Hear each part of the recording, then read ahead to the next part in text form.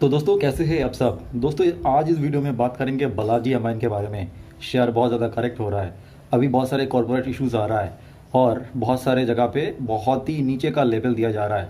अगर सच्चाई क्या है, अगर आप बुरा फंसे हैं तो क्या आपको अभी यहाँ से निकल जाना चाहिए और क्या करना चाहिए, लॉस बुक करना चाहिए, क्या करना चाहिए, डिटेल्स में अभी इस वीडियो में बात करेंगे। क्योंकि दोस्तों स्टॉक मार्केट में इससे पहले बहुत सारे स्क्रिप्ट मैंने मेरे चैनल से आपके ज़रिए शेयर किया था जब उनका मुश्किल वक्त था। अभी भी एक जगह पे फंसे हैं और हालांकि रिसेंटली शिगाची ने हम लोगों को बहुत अच्छा पैसा दिया और मैं निकल गया। मैंने इससे पहले वीडियो में आप लोगों को बताया था। देखिए कॉर्पोरेट गवर्निंग का जब भी इशू आता है और उसके साथ रहने का कोई मतलब नहीं बनता है। बट सच्चाई क्या है, क्या सचमुच बालाजी अमाइन यहाँ से ख़त्म हो जाएगा? क्या हो सकता है रणनीति, क्या ऑपरेटर का अभी भी कुछ फुटप्रिंट अभी यहाँ पे नज़र आ रहा है चार्ट में? तो वो सारी चीज़ अभी मैं आपको शेयर करने वाला हूँ।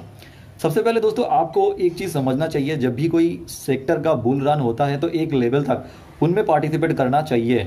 इससे पहले जो भी स्टॉक मार्केट में स्कैम हुआ है वो सारे स्टोरी आपको समझना चाहिए। क्योंकि कोई भी सेक्टर में जब भी पंप किया जा रहा है तो क्या होता है, मेनली बहुत सारे बुक्स पढ़ के एंड बहुत सारे अच्छे टीचर से सीख कर ये पता चला है। क्योंकि जो ऑपरेटर है ना वो नीचे का एक लेवल में बहुत ज़्यादा माल भरता है, उसके बाद उनको क्या करना पड़ता है, अपने क्लाइंट को ज़्यादा से ज़्यादा मात्रा में प्रॉफिट दिलाना पड़ता है।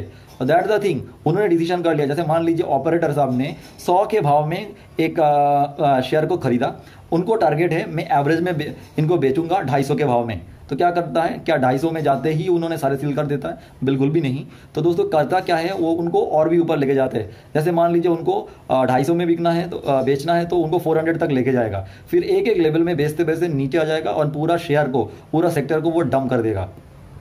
बड़े बड़े जो इन्वेस्टर है ये थ्योरी फॉलो करता है ताकि एवरेज उनका अच्छा आ जाए। रिटेल लोगों को ये समझ में नहीं आएगा क्योंकि रिटेल लोग तो सिर्फ चार्ट के पीछे भागता है, उनका माइंडसेट पढ़ने का उनका समय नहीं है। स्टॉप लॉस लगाओ और काम करो।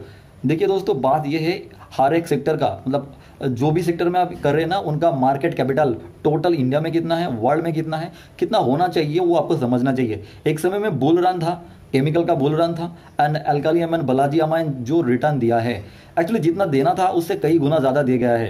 एंड अभी उसके बाद क्या हो गया, बहुत सारे इन्वेस्टर जो ऊपर का लेवल में परचेस करके होल्ड कर रहे हैं, नहीं तो बुरा फंसे है। इनके पीछे कौन है पता है? वो लोग खुद है। पहले तो देखिए एक चीज़, अगर आप जो कंपनी में इन्वेस्ट कर रहे हैं ना, उनका पिछले 10 साल का आपको एनुअल रिपोर्ट पढ़ना चाहिए, उनका सारे कॉन्कोल सारे डिस्क्लोजर होना चाहिए। अब एक क्वेश्चन है जो बालाजी अमाइन को लेकर अभी सवाल उठाया जा रहा है कि आप लोगों को ये नहीं पता था इस मैनेजमेंट का और भी दूसरे बिजनेस में इंटरेस्ट है, होटल बिजनेस है और भी दूसरा बिजनेस है। या आपको ये नहीं पता था बालाजी का जो आईपीओ आ रहा है और जो मेनली और एक स्पेशलिटी पोर्शन है उनसे ज़्यादा रेवेन्यू आता है, इसका रेवेन्यू कम आ रहा है कंटिन्यूअस बेसिस में।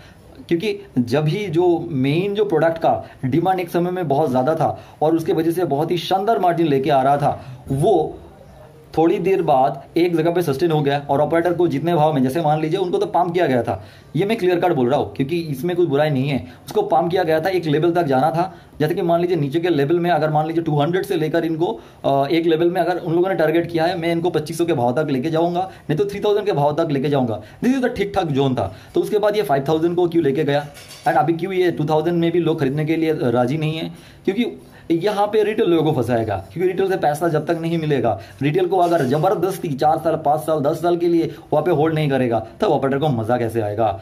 आपको ऊपर का लेवल में जब जा रहा है कोई भी शेयर तो ऑब्वियसली आपको फंडामेंटल के ऊपर फोकस करना चाहिए। फंडामेंटल मेन चीज़ है। टेक्निकल का हेल्प लेके आप बाय कर सकते हैं, सेल कर सकते हैं, ट्रेड कर सकते हैं। बट एक चीज़ बात ये है, फंडामेंटल अगर आपको वैल्यूएशन एक समय में बोल रहा है ना ये नहीं है तो उनसे दूर रहिए। अभी बुल मार्केट में ऐसे बहुत सारे स्क्रिप्ट मिल रहा है, देखिए ट्विटर में भरे हैं, सोशल मीडिया में भरे पड़े हैं और आपको शेयर किया जा रहा है और आप खरीदते जा रहे हो। क्योंकि देखिए फंडामेंटल सबसे पहले होता है उस सेक्टर में, वो जो कंपनी है जो प्रोडक्ट बनाता है उसका अगले समय में डिमांड क्या आएगा, क्या सिर्फ शॉर्ट टर्म के लिए बहुत ही शानदार रिजल्ट दे रहा है, उनका फ्यूचर प्रोस्पेक्ट क्या है, उसका ग्रोथ क्या है। क्योंकि बात ये है दोस्तों, ऐसे बहुत सारे शेयर पड़े हैं, बहुत अच्छे अच्छे मैनेजमेंट का शेयर है जो एक ज़रूरत से ज़्यादा ऊपर का लेवल में ऑपरेटर लेके गया और फिर वहाँ से डाउन कर दिया और बहुत लंबे समय तक जबरदस्ती लॉन्गेस्ट टर्म इन्वेस्टर बन गया, लॉन्गेस्ट टर्म इन्वेस्टर। और हम सोचते रह गए एज ए ट्रेडर, यार ऊपर से तो 40% डाउन है, ऊपर से तो 30% डाउन है, अभी हम लोग को और खरीदना चाहिए।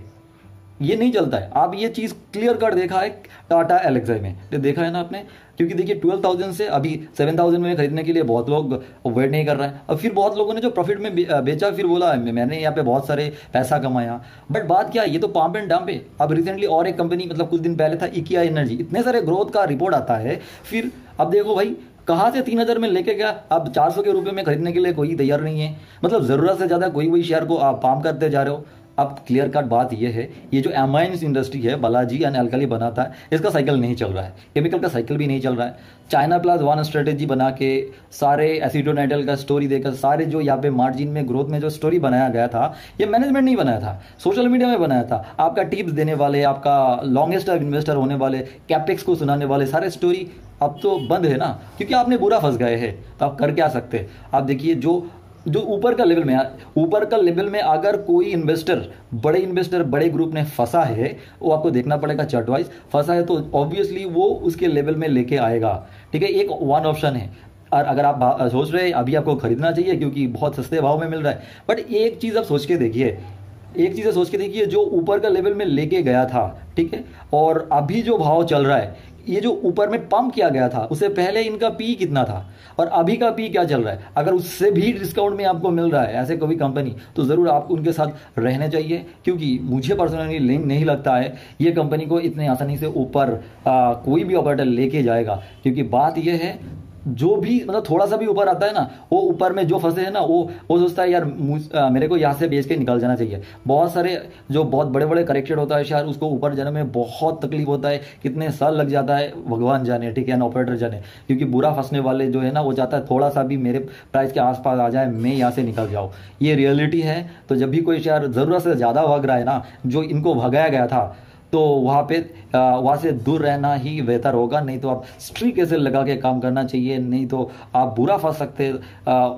करने गए ट्रेडिंग बन जाएंगे longest term investor, long term नहीं लॉन्गेस्ट टर्म इन्वेस्टर, ये सच्चाई है। तो ये तो मैंने मेरे पॉइंट ऑफ व्यू बताया बालाजी अमाइन के बारे में। क्या बचने का तरीका है, ये भगवान जाने और ऑपरेटर जाने। क्योंकि अगर आप चार्ट में हैं, चार्ट को देखेंगे तो एक लेवल से, जैसे अभी का जो लेवल है मैं आपको दिखा, तो एक चीज़ यहाँ पे देखना चाहिए कि ऑपरेटर ने यहाँ पे फंसे हैं। देखिए ज़्यादा यहाँ पे डीआई का होल्डिंग नहीं है, बट एफआईआई का कुछ इंटरेस्ट यहाँ पे है। बट कौन है एफआईआई, यहाँ पे कुछ दिखाई नहीं दे रहा है। एंड पब्लिक में भी ज़्यादा कुछ बड़े नाम, यहाँ पे रिनाउंड इन्वेस्टर का नाम नहीं है, ठीक है। तो अब यहाँ पे अगर आप देखेंगे बैलेंस शीट में तो कोई प्रॉब्लम नहीं है, प्रॉफिट में भी कुछ यहाँ पे ज़्यादा शो नहीं कर पा रहा है, क्योंकि अभी इसका साइकिल ही नहीं चल रहा है, इसीलिए रिजल्ट गंदा आ रहा है। एंड आगे भी और आ सकता है। देखिए कंसिस्टेंसी से यहाँ पे ओपीएन गंदा आ रहा है, एंड नेट प्रॉफिट ऑब्वियसली गंदा आ रहा है, ये सारे ठीक है। एंड मार्जिन भी शायद ये 20 के आसपास जो अभी सस्टेन कर सकता है, 17 के आसपास, 22 के आसपास, ये आसपास आ सकता है। क्योंकि एम्प्लॉय कॉस्ट तो ज़रूर बढ़ चुका होगा, रॉ मटेरियल प्राइस भी यहाँ पे इन लोगों को सपोर्ट नहीं करता होगा, एंड यहाँ पे रिजल्ट गंदा आएगा। शायद ये सारी चीज़ पता है, तो इसीलिए कॉर्पोरेट गवर्नेंस का इशू दिखा के, बहुत सारी चीज़ दिखा के यहाँ पे शेयर प्राइस को डंप किया जा रहा है, एंड रिटेल लोग है बहुत डर रहा है। तो अभी हम आ चुके हैं ट्रेडिंग व्यू में, जहाँ पे हम देख सकते हैं ज़रूरत से ज़्यादा पाम किया जाने वाला यहाँ पे बालाजी अमाइन है। तो यहाँ पे लगभग आप देख सकते हैं 250 के आसपास से लेकर 5,000 लेके गया था इस शेयर को। तो एक जगह पे लोगों को लग रहा था ये ऊपर जाएगा, क्योंकि हर एक, ये वीकली चार्ट है, हर एक जगह पे यहाँ पे ऑपरेटर साहब ने सेल करते करते नीचे के लेवल में लेके आया। तो यहाँ पे बहुत लोगों को इंटरेस्ट जग सकता है, क्योंकि ऊपर से काफ़ी करेक्ट है। तो यहाँ पे देखिए चार्ट ब्रेकआउट किया था, एंड यहाँ पे एक जगह पे रिटेस्ट करने का, मतलब यहाँ पे वेट करने का कोशिश कर रहा है। तो मुझे पर्सनली लगता है आप यहाँ तक वेट करिए। यहाँ से हो सकता है कोई ग्रुप ऑफ पीपल जिसको अच्छा लग सकता है, वो यहाँ से ऊपर लेके जा सकता है, एक नया स्विंग हो सकता है। अगर यहाँ पे फंडामेंटल ठीक होता है, मतलब डिस्क्लोजर अच्छा आता है, मैनेजमेंट थोड़ा बहुत अच्छा कुछ कर देता है। अगर ये भी लेवल टूट जाता है, तो दोस्तों मैं आपको बोलूँगा और भी अच्छे कंपनीज है, लॉस रिकवर कर लेना उस सारे स्क्रिप्ट से, क्योंकि उसके बाद इसका नीचे का लेवल शुरू हो सकता है। तो इट विल बी पैथेटिक, क्योंकि इसी लेवल में मैंने एक बार ट्रेड करते करते फंस गया था, बट मैंने लॉस लेकर निकल गया था। This is the truth. फिर उसके बाद मैंने कभी इससे मतलब इनकी तरफ देखा तक नहीं है, एंड मैं यहाँ पे इन्वेस्ट नहीं करने वाला हूँ। बाकी आप अपना ऐसे लगा के रखिएगा, क्योंकि पता नहीं जिस तरीके से यहाँ पे फॉल हो रहा है, यहाँ पे कुछ ऑपरेटर क्या करने का कोशिश कर रहे हैं, ये ऑपरेटर ही जाने। बट यहाँ पे अगर डेली चार्ट में देखेंगे, कुछ ऑपरेटर शायद हो सकता है फंस चुके हैं।